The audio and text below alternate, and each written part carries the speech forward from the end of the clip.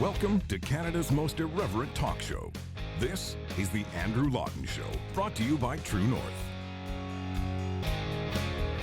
Coming up, the Liberals' shocking transparency about how they want to limit your rights and freedoms, government signing death warrants to businesses, and the fight for religious freedom well underway. The Andrew Lawton Show starts right now. Hello and welcome to Canada's most irreverent talk show, Thursday, May 20th, 2021. Great to have you aboard the Andrew Lawton Show here on True North. Lots to get to today, but I want to begin with the latest in Bill C-10. This is the Liberal government's sweeping internet regulation bill, still making its way through committee as MPs debate and discuss whether it's going to regulate this content, that content, how much it's going to do, and all that jazz. And, you know, it sounded like for a little while there was enough pushback, enough criticism that this might not make it through before the summer. And remember, if we do have an election this summer, at the end of the legislative session, anything that hasn't been passed basically goes away. So there was a hope that this might not make it through to the finish line before the summer recess. It doesn't seem that is the case. Bloc Québécois leader Yves-François Blanchet has said not only will the Bloc support this bill, but they will actually work to expedite it, which means to shorten the debate on it. So they're going to make it so MPs can't even be raising their concerns about this in as fulsome a way as the bill requires, I think, and they're just going to pass it through. The Bloc Québécois, despite putting up a big, strong fight occasionally in the public, has proven that it is once again, when push comes to shove, going to shill for the Liberals and just pass through whatever it is that the Liberals want to do. This is the problem. We don't really have any real opposition to the Liberals from the left. The NDP still cannot afford an election and doesn't want one. The Bloc Québécois realizes it's in a pretty good situation right now and probably stands to lose a bit of that if there is another election. So all of them just go along with anything Justin Trudeau wants to do. And that includes bringing the content on the internet under government regulation, which cannot happen without government having more oversight in which content can be posted online, because government will have control over who can post content online. But I want to talk about this because Bill C-10, which is entirely accurately characterized when people talk about its threat to free speech, is something that the Liberals are pretending is just no big deal. This is just modernization. They use modernization to really take away from the fact that they are actually doing something that is authoritarian. And if you think that's my word, it is, but it's also a word that's been said by people that know the intricacies of this particular regulatory regime all too well. Former CRTC officials say that this is a bill that has an authoritarian streak to it. The former commissioner of the CRTC, Timothy Denton, former Director General of Telecom Policy at the Department of Industry, Leonard Saint-Aubin, ex-CRTC Chair Conrad von Finkenstein. These are people that know the CRTC very well. They were part of the regulatory regime of Canada's telecom and radio communications world, and they're saying, avoid Bill C-10, do not pass this into law. These folks signed a petition that had this line: it appears Canada is not immune to the growing trend of government intervention to curtail freedom and seek to control parts of the internet's infrastructure in ways reminiscent of actions taken by authoritarian governments. We are Canadian internet policy and technical professionals writing as concerned experts and on behalf of all those who care about the future of a free and open internet. And I don't want to conflate two issues, but a few years back, there was this huge battle in the U.S. over something called net neutrality. And I don't want to, you can look it up if you're interested in it. But the point is, all of these people on the left were standing up and thumping their chests and saying, oh, no, we can never do anything that even comes close to compromising what has always been the free and open internet. And now you have the left leading the charge towards a bill that will put internet content under government regulation, even despite Minister Stephen Guilbeault's claims to the contrary. And as part of the Bloc Québécois' attempt to just move things along, this week the Bloc introduced a motion, the Bloc MPs on the Heritage Committee, that would basically amend it to say that this power of the CRTC over social media content must be exercised consistent with the Charter of Rights and Freedoms. This is what the block motion said, and the committee unanimously voted in favor of it. The problem is not whether the CRTC regulates social media content in a manner consistent with the Charter. The problem is whether the CRTC enforces its control over social media content in the first place.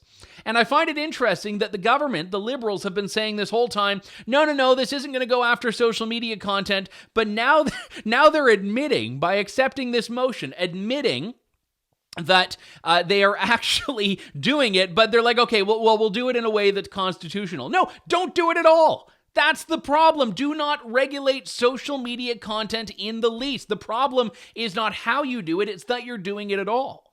And this is why Global News had a story the federal government experts say is asking people to take a leap of faith that Bill C-10 won't hurt free speech. A leap of faith. Because the whole point is people are passing with this bill a regulatory framework that basically is akin to the government saying, just trust us. How well has that worked out for people in the past? Just trust us, not words you ever want to hear from the government, and if you do, you want to say, hell no. David Lametti, the Justice Minister, was appearing as a witness before the Heritage Committee, and he was contorting himself into all sorts of dimensions and directions and shapes, trying to establish why the constitutionality is not really a given, but no, it doesn't matter. I would like to take a moment to explain a few moments to explain the content of charter statements. In keeping with their purpose, charter statements are drafted at a high level. They set out, in an accessible way, potential effects that a bill may have on rights and freedoms guaranteed by the Charter. Charter statements also explain considerations that support the constitutionality of the bill. In our discussion of the Charter, it is also important to stress that when Parliament legislates, it may affect charter rights and freedoms. This may include limiting their enjoyment or exercise when it is in the broader public interest to do so. This is entirely legitimate. The rights and freedoms guaranteed in the Charter are not absolute, but rather subject to reasonable limits, so long as those limits can be demonstrably justified in a free and democratic society. Now, what I should point out here about what Justice Minister Lametti said is that he is not technically wrong. We all know that the Charter of Rights and Freedoms, the document containing the so-called inalienable, unquestionable, unflinching rights, is subject to that number 1 section, that section 1 that says all of these rights that we're about to tell you about, well, you know what, they can be curbed if it's in a reasonable way, reasonable limits, which is what the Charter kind of qualifies all of these other rights with. So what he's saying is constitutionally sound, although that's a negative reflection of Canada more than anything else. But, and here's the big but in this, is that he is more interested in the limits than on the freedoms themselves. And that's the problem with these answers. When he talks about the fact that, oh yeah, freedoms can be suspended if it's in the public interest, and sure, it's not a license to go after freedoms, but we can and we will, and this is all the stuff that we need to do if we're going to do that. The issue is that I want politicians that are going to stand up and say, you know what, we are going to protect and preserve and uphold freedoms because we believe in them. Whereas what Bill C-10 is doing is by design trying to exploit these so-called reasonable limits, which may not be reasonable at all, but there's certainly limits. And we should all be very concerned because, again, if he is more focused on the limits to the freedoms than on the freedoms themselves, we cannot expect an outcome of this that is going to respect free speech, that is going to do what that Bloc Québécois motion says it's supposed to do, which is ensure that social media regulation is done in a manner consistent with the Charter. Remember, one of the big dangers of this bill is that it doesn't actually pass into law the structure of what the government is going to do in its regulation. It gives the CRTC the power to create regulations. So all of a sudden, what happens is the government gives this new wave of power and authority to the CRTC, which is made up of unelected bureaucrats who are appointed, they're political appointments, by the Liberals, but you don't know their names. You can look them up, but most people don't. You can't vote them out. They are accountable in the sense that they're appointed by ministers, but they're not public-facing individuals, generally speaking. So what happens is they now have this power to craft regulations that we just have to sit back and hope are going to respect the free and open internet that the left used to be prepared to go to war to defend and protect, and now is completely uninterested in, so long as the infringements of freedom happen on their terms and by their hand. And like I said, no opposition to this from the left, whether it's because the left genuinely buys into this, or perhaps the left is just too afraid of going after Justin Trudeau. The only criticism of this from within Parliament has been from Aaron O'Toole, who last week shifted his narrative away from "we are going to fight against C10" to "if it passes, we're going to repeal it." Canada's Conservatives are working hard to stop it and will oppose this bill vigorously. But let me be perfectly clear. If this bill passes, a Conservative government will repeal it. Now, I take a bit of a... I take a very cynical view on these things, because if he's shifting his focus from "we're going to vote against this every step of the way" to "if it passes, we'll repeal it," this is really the Conservatives admitting that, yeah, this is going to pass and there's absolutely nothing we can do about it.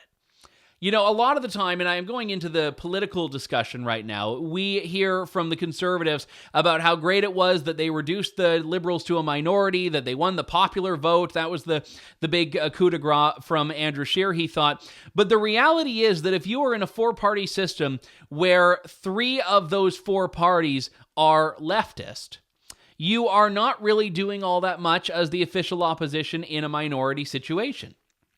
And it's really 4 of 5. Because you've got not just the Liberals, but the Greens, the NDP, the Bloc. You've got 4 left-wing parties. Sure, varying degrees of leftism. Quebec has that Quebec nationalist bent to it. But when push comes to shove, you've got 4 parties that will all vote in lockstep with one another, and 1 Conservative party, which in and of itself is not always the most conservative party. That's something we've covered on this show a number of times. But the reality is that a Liberal minority means nothing if the majority of all of the left-wingers in Parliament are prepared to go along with it. And the NDP will talk a big game in committee on some issues, but everything the Liberals want ends up passing, whether it was C7, which allows the mentally ill state permission and assistance in killing themselves, whether it's C10, which again is now going to be passed into law because of an unholy alliance between the Liberals and the Bloc Québécois. Nothing Justin Trudeau has wanted to do since he was re-elected in 2019 has been stopped. So the minority means nothing. And it also means that if the Conservatives hope to defeat Justin Trudeau, unless they win a majority, they're not going to be able to do anything. And I have to bring up this tweet. So Mark Garrettson, who is one of the most insufferable MPs on Twitter, and by the way, that is a highly competitive category, insufferable MPs on Twitter. But I digress, he's near the top. Mark Garrettson didn't like Aaron O'Toole's pledge to repeal Bill C-10, so he tweeted a screenshot of Aaron O'Toole's tweet. I know it's multi-layered now. The conspiracy thickens. And he says, "You be the judge. Option 1, 4 political party leaders have conspired to take away your freedom of speech, hoping you won't notice.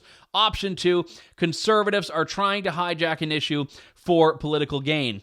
And as I said on Twitter, I said option 1, and I didn't even need to think about it. Yeah, that seems entirely plausible that 4 parties are conspiring to take away your freedom of expression. Like at first, I'm like, well, that's an obvious. Well, of course, it's option 1. I didn't realize he was joking it because I saw it at first before I saw who had posted it. So I was like, yeah, that's an easy one.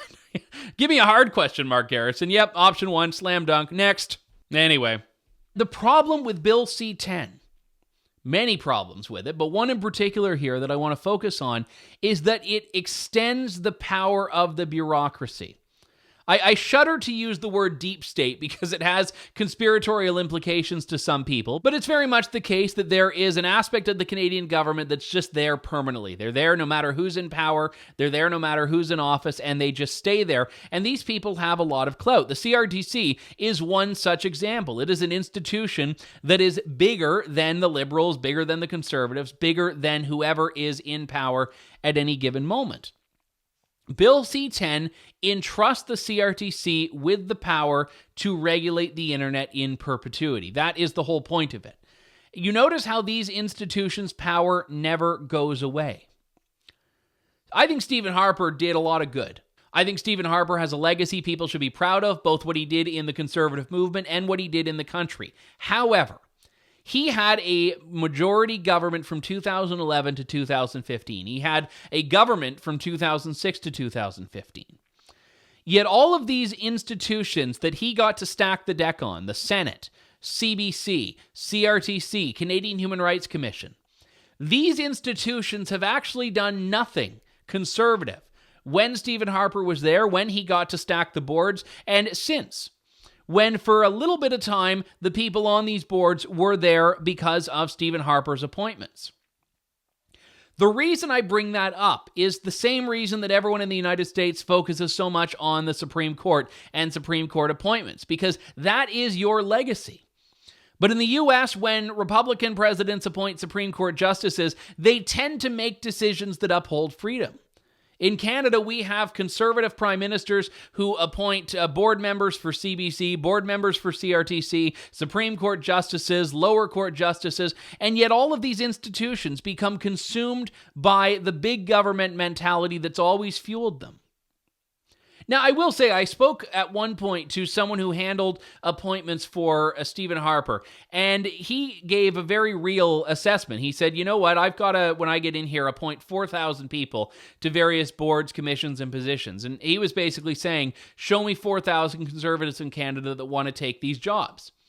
And I think that's very true. I think there's a real risk of that, of people on the right not wanting anything to do with these institutions. I don't see people like John Carpe of the Justice Centre for Constitutional Freedom saying he wants to be Chief Commissioner of the Canadian Human Rights Commission. Although I should email John. Maybe we should draft John Carpe for Chief Human Rights Commissioner. To be honest, I think it would actually be a step in the right direction.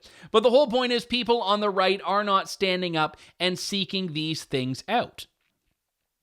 And one of my great friends, Mark Stein, has a quote on this. He says, in an American context, when Republicans win, they're in office, and when Democrats win, they're in power.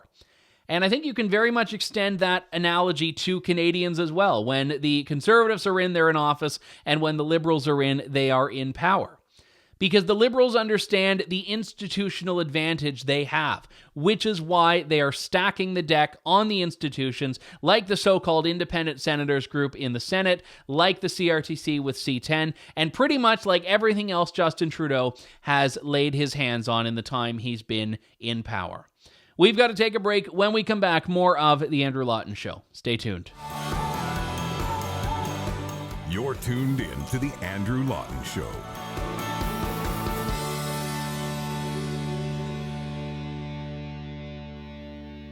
Welcome back to The Andrew Lawton Show. We still have millions of Canadians who are out of work, people whose jobs have been put in jeopardy because the government shut them down. Various levels of government have put in many measures that have harmed ordinary people over the last, coming up on 15, 16 months now.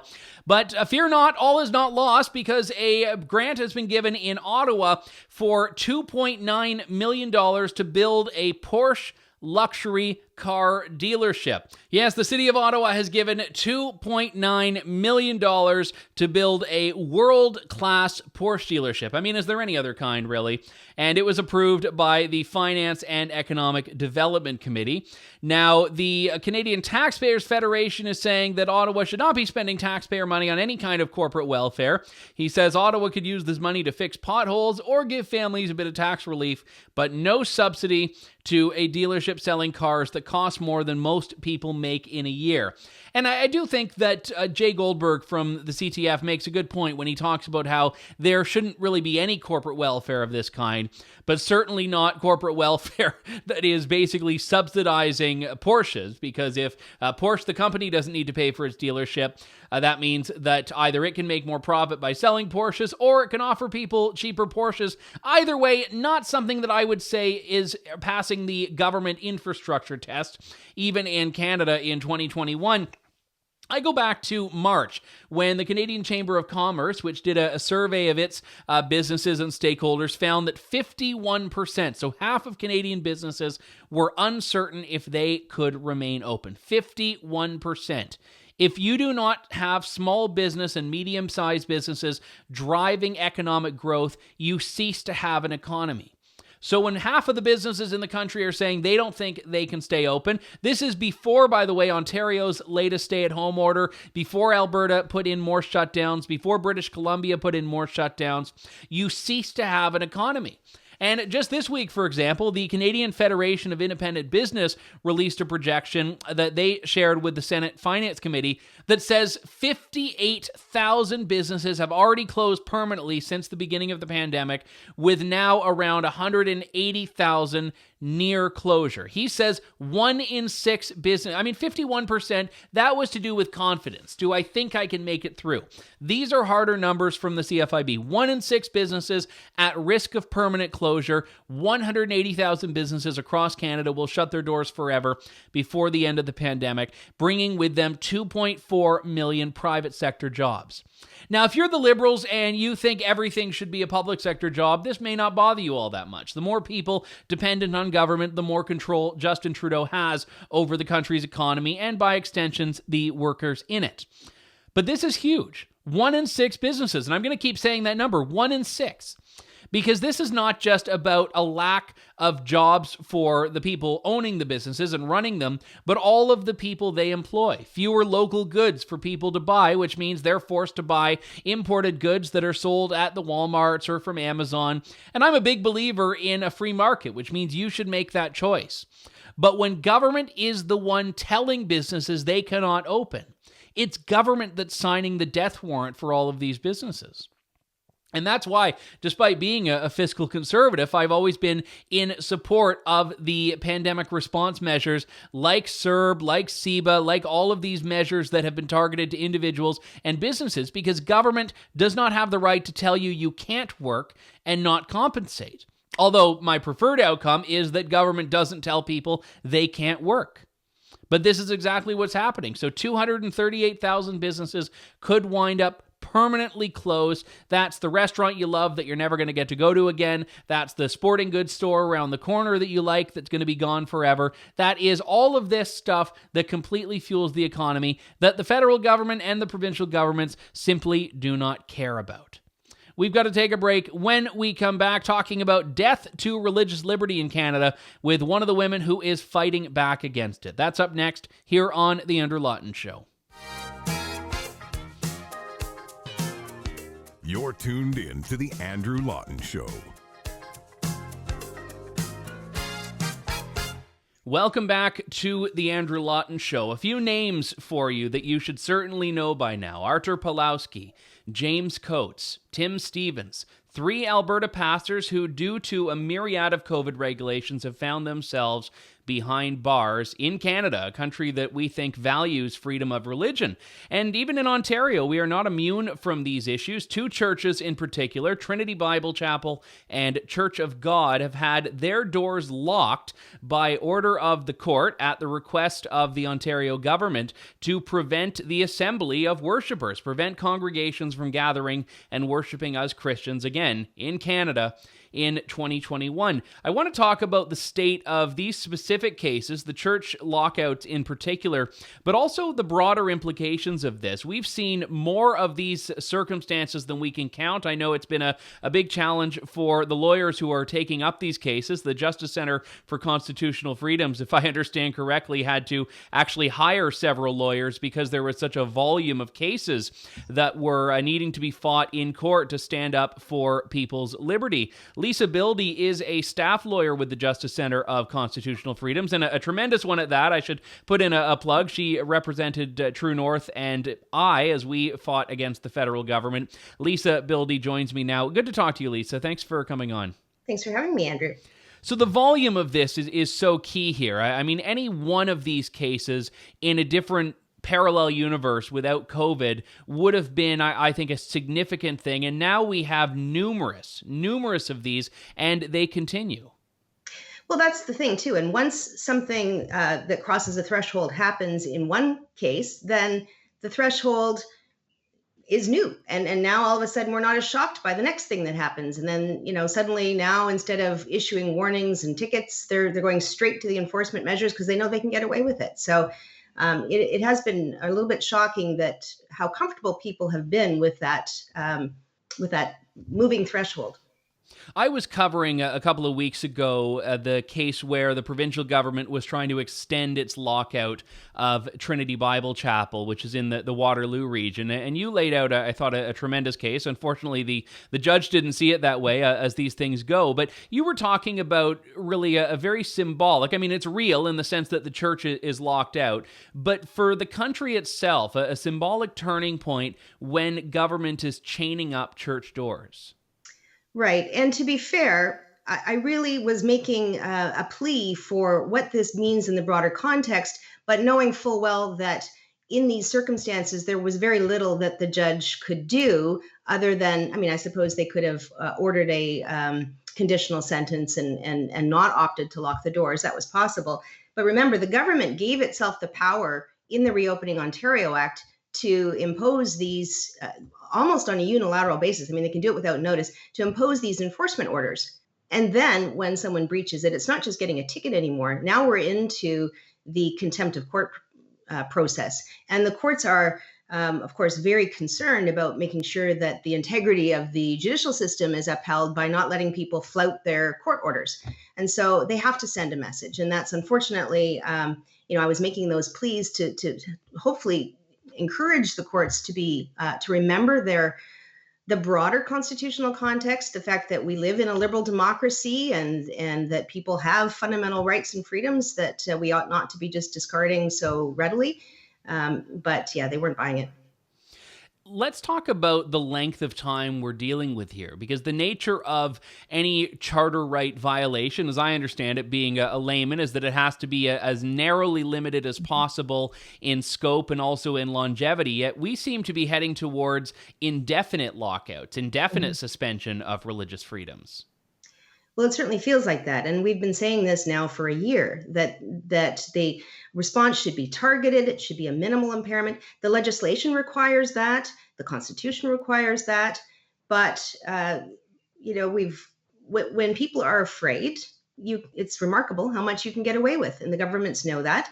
They are, it's not just the churches that are being impacted, although I will say that we've certainly seen there's a lot more lenience in terms of enforcement when the political cause is more favorable to those who are in charge. We may very well at the end of all this say, well, that was all a bad experience and go back to treating religious freedom the way that we have in the past. But we have in our minds probably moved on and crossed that threshold, as I was saying. To paraphrase Justice Learned Hand from the United States, when liberty dies in the heart of men and women, no constitution can save it. And we have seen how readily people are willing to give up their freedoms when they're worried about a virus. And so I think it doesn't bode well for the broader principles of fundamental freedoms. Yeah, and I don't want this to be taken the wrong way by people listening. I've had less of an issue with fines because a fine is something that you have an immediate recourse for. You can either pay it or you can fight it. And as you go through that process of fighting it, you don't actually have to pay it. So there's a little bit more of a due process there. Whereas if your doors are locked, even if you are eventually successful, you can never get that time back that you were locked out of your church. Right. That's exactly right.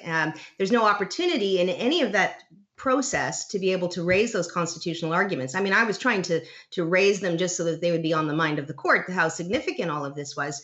But really, the process of getting that order, the enforcement order, and through the contempt proceedings, that is not where the constitutional arguments are raised. Now, the government is supposed to be weighing all of that before they act, before they implement these kinds of things, but they clearly haven't been. And when they have been pushed in the past, sometimes they've walked back their overreach to some degree, but not in every case. And so, of course, it's much harder to get your case before the court to argue the constitutional aspects of it. And in the meantime, yes, all these restrictions continue, and people are locked out of their churches, and they won't be. They may be vindicated down the line, but they will not be able, as you say, to recover the fines and just the lost time in their facility. I know we have churches that in some cases are saying, listen, we believe we have a constitutional right to assemble. That's the case we're making. Would it be different in the court's eyes, in your view, if you had a church that said, listen, we are going to put up, we're going to put 6 to 8 feet between seats. We're going to rigorously enforce masking. We're going to do all of these things. And if they laid out a really comprehensive plan, or is none of that really factoring into these decisions to lock people out of their buildings? It really isn't. I mean, if you remember, there was a church just before Christmas that brought an application. It was an injunction, so they had a heavier onus on their side as to why it should be granted. That was the Toronto International Celebration Church. And they, to my knowledge, were in fact trying to incorporate measures to socially distance and all that sort of thing. And many other churches have as well. And that is not, it's not taken into account. And remember, too, that public health policy historically was more about education than enforcement. It was more about, at least that was the normal approach, that you sort of think about things holistically. You recognize that going to church is in fact important and a matter of health for a lot of people, for their mental health, for their spiritual health. And so you don't come in with the stick right off the bat. You try to educate and you try to encourage people. But it seems like in a lot of cases, they came out with the stick first. And the Church of God in Elmer was one of those examples. If you recall, all the way back to last spring, they had decided to try and meet with drive-in services. They saw that a congregation in Saskatchewan had done it, and they'd amended the rules out there and tried to do it in Ontario. And the police initially said that was fine. But then when somebody complained, which is another big factor in all of this, is how much the population has taken it upon themselves to be like Stasi-like informants against churches. But somebody complained, and the police immediately went to enforcement and showed up and started threatening tickets and charges. And, that set the tone for that particular conflict. And it's really unfortunate that they went that route. So when we talk about the long-term implications of this, I think there are two issues. Number one, these court cases and challenges are mounting to such a point where there is a judicial backlog. And I think the Church of God and Trinity Bible Chapel cases are set for October, if I'm not mistaken, correct? That's right, yes. And we have other lockdown tickets for businesses, fines for individuals. The church battle is by no means the only battle in this area.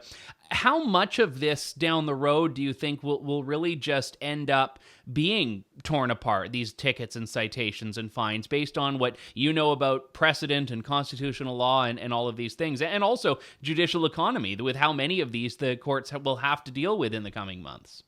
Well, I think when it comes to those tickets and charges, a lot of them probably will be disposed of by the prosecutor if they don't think they can get a conviction, if they think probably it's too much effort to have to defend each of these on constitutional grounds. I wouldn't start with the assumption, if you're going out to protest or to go to church against the rules, to assume that your ticket's going to get torn up. But I think that will be a likely outcome for a lot of them, particularly if there are some precedents that are set in the Superior Court to suggest that the government was acting out of line on any of these restrictions. But that remains to be seen. So far, I would say that most of the courts have given a fairly wide berth to the government on these restrictions. We haven't had a lot of cases on the merits yet. There was one out in Newfoundland. We had one out in BC, which was a judicial review. So a little different. But, there was one argued last week about outdoor gatherings, Roman Baber's application. There will undoubtedly be others along the way before ours is heard in October. I don't know how they'll turn out, but I'm certainly hopeful that the courts will remember their role is also to be that sober second look at what the government is doing, and they aren't there to rubber stamp government decisions. It's easy for us to look at the world we're in right now and think this is just a once in a million period we're in, a once in a lifetime at the very least situation. How concerned are you about future implications of these suspensions of freedom and what you, I think, very adequately characterized earlier as this internalization by people that this is all okay?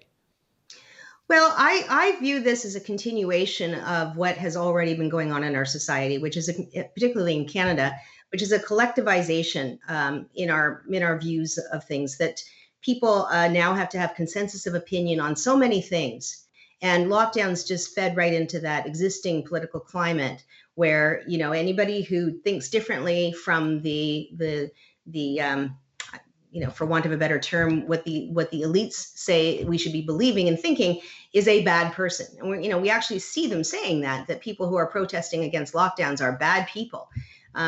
So when you start with a climate that's as politically charged as ours was and throw this into the mix, the new normal that we're going to end up at the end of all of this is very it's very concerning to me. I think that we will be in a new constitutional era where people who want to exercise their fundamental freedoms under the Charter will face a lot of resistance from others in the public and from the legal establishment and so on.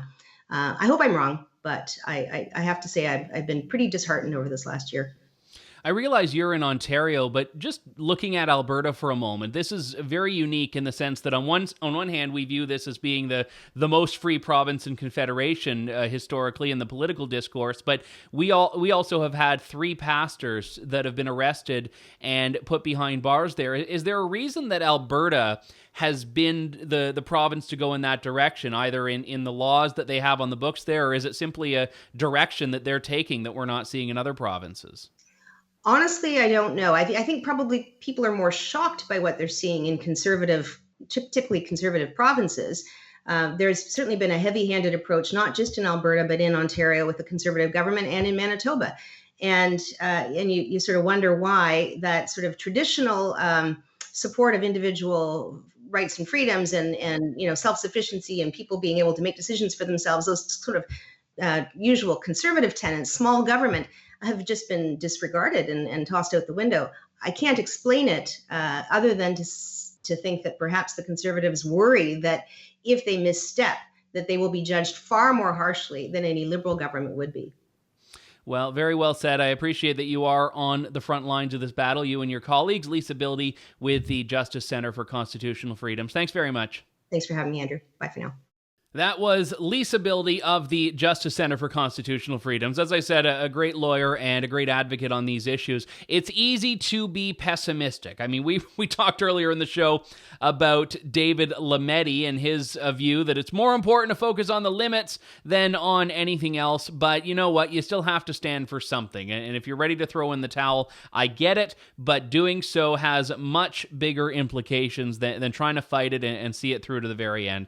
We've got to end things here. My thanks to all of you for tuning in to The Andrew Lawton Show today. We'll be back with more of Canada's most irreverent talk show next week. Thank you, God bless, and good day. Thanks for listening to The Andrew Lawton Show. Support the program by donating to True North at www.tnc.news.